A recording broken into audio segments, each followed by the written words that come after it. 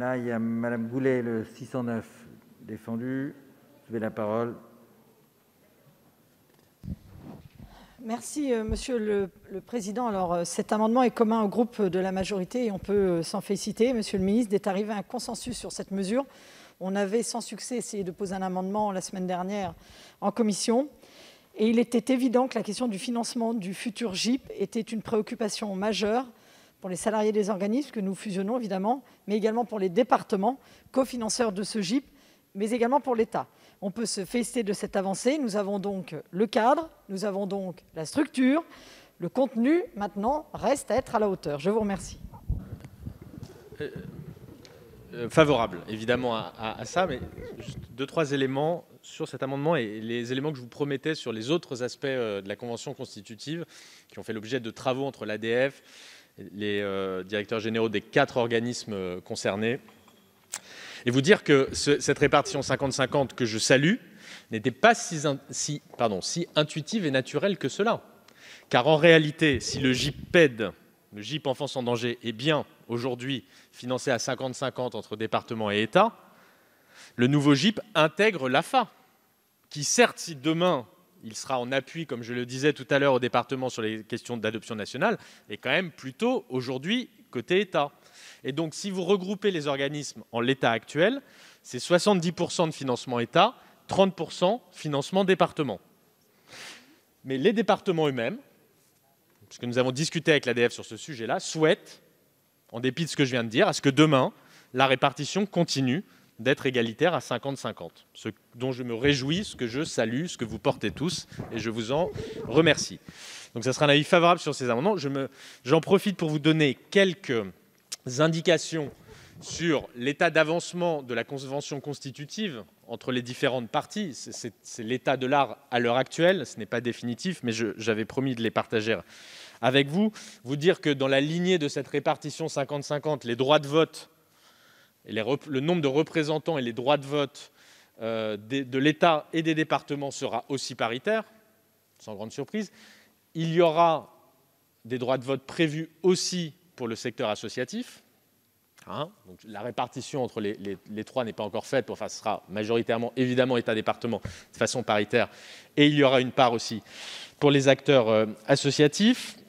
Vous dire que siégera au conseil d'administration du GIP, je cherche la page, 28 membres environ. Pour l'instant, on est dans ces eaux-là, excusez-moi l'expression. Je vous partage quels seront les représentants de l'État, puisqu'on parlait de silos tout à l'heure, de l'ensemble des problématiques qui concernaient les enfants. Donc c'est quelque chose d'important, il faut que l'ensemble des administrations soient mobilisées. Il y aura 9 membres dans le collège de l'État, directeur général de la cohésion sociale ou son représentant, directeur de la recherche, des études, de l'évaluation et statistiques ou son représentant, c'est l'adresse qui va venir travailler avec l'ONPE, statistiques publiques, le directeur général de la santé, directeur des Français de l'étranger, directeur des affaires civiles et du Sceau. Donc là, on est dans le champ de l'adoption, parce que je vous rappelle que le nouveau GIP va avoir l'adoption dans ses compétences, donc il faut intégrer aussi les administrations concernées, la direction de la PJJ, évidemment, le directeur général de la police nationale ou de la gendarmerie nationale, le directeur général de l'enseignement scolaire, la DGESCO, évidemment, et enfin, le directeur général, et c'est important, et j'insiste là-dessus parce que je sais qu'on va me faire des reproches à l'article 16, le directeur général de l'outre-mer aussi, qui aura une place de droit au conseil d'administration du GIP. Voilà, je regarde aussi par là et par là. Voilà. Il y aura un deuxième collège des départements avec 9 élus de la même façon, en tout cas ça sera à parité, et puis un collège, vous l'avez compris, avec des personnes morales, avec les associations. Parmi le collège des associations, vous donner aussi quelques indications, vous dire qu'il y aura, alors 1 ou 2, tout ça n'est pas totalement calé encore, mais pour que vous voyez un peu le profil des gens qui sont représentés au sein de ce GIP. Représentants d'associations intervenant dans le secteur de la prévention ou de la protection de l'enfance, sans grande surprise. Représentant une association intervenant dans le secteur de l'adoption nationale ou internationale, là aussi, pour intégrer le fait que l'adoption vient dans les compétences.